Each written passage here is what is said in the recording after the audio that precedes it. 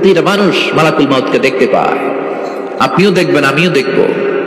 মুমিনদের কাছে এসে মালাকুল মাউত একজন যুবকের বেশে সাদা ধবধবে জুব্বা পরে সুগন্ধি মেখে মুমূর্ষু ব্যক্তির শিয়রে বসে বলে, ইয়া আইয়াতুহান নাফসুল মুতমাইন্নাহ, হে প্রশান্ত আত্মা, উখরুজি ইলা মাগফিরাতিল্লাহি ওয়া রিদওয়ানি, আল্লাহর ক্ষমা আর দয়ার দিকে বের হয়ে আসো। বলা মাত্রই মুমিনের আত্মাটা স্মুথলি বের হয়ে আসে। কাফান মিন আকফানিল জান্নাহ, হানুত মিন হানুতিল জান্নাহ, জান্নাত থেকে আনা সুগন্ধি কাফনের মধ্যে পেঁচিয়ে তিনি রূহটাকে নিয়ে ইল্লিনে চলে যায়। সরাসরি দেখে মালাকুল মাউতকে। আর যারা ইসলাম বিরোধী, কোরআন বিরোধী, তাদের সামনে এসে মালাকুল মাউত ত্রাস সৃষ্টি করে। আগে ধমক। হাইওয়েতে মাঝে মাঝে ডাকাতি হয় না? বাসগুলোর মধ্যে যখন ডাকাতি হয়, বাসে থাকে 50 জন, ডাকাত ঢুকে 5 জন, এই 5 জনের ভয়ে সবগুলো পেশাব করে দেয়। কারণ ত্রাস সৃষ্টি করে। এসেই চাইনিজ কুড়াল দিয়ে আগে কুবায় দেয় 4-5 জনের। রক্ত দেখে কি দেওয়ার সব আগে রেডি করে রাখে। মালাকুল মাউত এসে কাফের, নাস্তিক, মুশরিকদের সামনে সেরকম একটা ত্রাস সৃষ্টি করে। ভয়ে লোকটা কাঁপতে থাকে। ওর কাছে ভদ্র ভাষায় কথা বলে না, সুন্দর জামা পরে আসে না, কালো কুচকুচে চেহারা, ভয়ঙ্কর একটা রূপ নিয়ে, আকৃতি নিয়ে ইসলাম বিরোধীদের মাথার সামনে আসে। দুর্গন্ধযুক্ত চেহারার দেহ নিয়ে ধমক দিয়ে বলে, ও পাপাত্তা, ইয়া আইয়াতুহান নাফসুল খাবিসা উখরুজি ইলা গাদাবিল্লাহ, হে পাপাত্তা, আল্লাহর রাগ, ক্রোধ আর গজবের দিকে বের হয়ে আয়। মুমিনের আত্মা বলার সাথে সাথে যেমনি মুমিনের দেহ থেকে বের হয়ে জান্নাতি কাফনের ভেতরে ঢোকে, কাফেরদের আত্মাও কি এরকম তাড়াতাড়ি বেরোতে চায় নাকি? কাফেরদের আত্মা বেরোতে চায় না। ডানে দৌড়, বায়ে দৌড়, সামনে দৌড়, পেছনে দৌড়, দৌড়াদৌড়ি করে।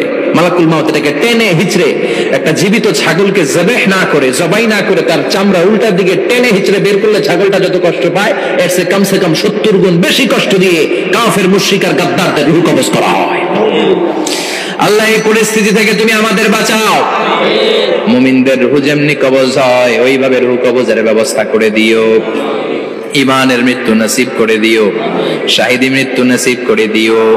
আমাকে শহীদ করে সেই মিছিলে শামিল করে নিও, যে মিছিলের নেতা মীর হামজা, খোবায়েবে খাব্বাব, আল্লাহর কাছে ছিল অতি প্রিয়, শামিল করে নিও। আমাকে শহীদ করে সেই মিছিলে শামিল করে নিও। পড়েন আমিন। আরো জোরে পড়েন আমিন। তার মানে বিমান দুর্ঘটনায় হোক, কিংবা লঞ্চ ডুবিতে হোক, কিংবা আগুনে পড়ে হোক, কিংবা আত্মঘাতী হামলায় হোক, যে যেখানেই মারা যায়, কবরের 3টা প্রশ্ন তার জন্য আছে না নাই? ইসলাম বিরোধীদের জন্য প্রশ্ন 3টা, আপনারা যারা মুমিন তাদের জন্য 4টা, আপনাদের জন্য একটা বেশি। আলহামদুলিল্লাহ কোন? কবরে এসে প্রথম প্রশ্ন করবে, মুনকার নাকির যখন চলে আসবে, 40 কদম যখন আত্মীয় স্বজনরা লাশটাকে কবরের মধ্যে দিয়ে 40 কদম চলে যায়, তখনই ফেরেশতা চলে আসে। আহা, শেষ, সব শেষ। এসেই পরীক্ষা শুরু। মার রব্বুক, তোর রবের নাম কি? চিল্লায় বলেন, আমাদের রবের নাম কি? আমরা বলবো রব্বি আল্লাহ, আল্লাহ আমারে রব। দমে দমে তনু মনে তারি অনুভব। পড়েন, আল্লাহ আমারে রব। তোমার দুনিয়াতে আমি যেদিকে তাকাই, অথই নিয়ামতে ডুবে আছি সবাই। পাখপাখালির গানে শুনি তাসবিহ কলো রব, তাসবিহ কলো রব, আল্লাহ আমারে রব। প্রথম প্রশ্ন, তোমার রব কে? আমরা বলবো আমাদের রব আল্লাহ। দ্বিতীয় প্রশ্ন, ওমা দীনু, তোমার ধর্মের নাম কি? আমরা কি বলবো? তৃতীয় প্রশ্ন, বিশ্বনবীর চেহারা দেখিয়ে বলা হবে, আতারিফু হাদার রাজুল, এই লোকটারে চিনো নাকি? আমরা বলবো চিনি, আমাদের প্রাণের নবী, ঠিক কিনা?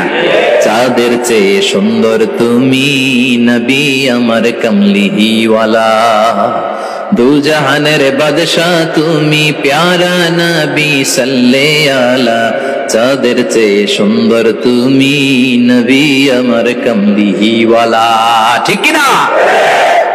3টা প্রশ্নের যথাযথ উত্তর যখন দিয়ে দিলেন, আপনার জন্য অতিরিক্ত আরেকটা প্রশ্ন করা হবে, ওয়ামা ইলমুক, তোমার নলেজ কি? তিনটা প্রশ্নের উত্তর যে তুমি করতে পারলা, কিভাবে পারলা, কেমনে জানলা, নকল করে বলছো নাকি জেনে বুঝে আসছো? নকল হয় না? এখন তো পরীক্ষা চলতেছে বোধহয়। কি পরীক্ষা?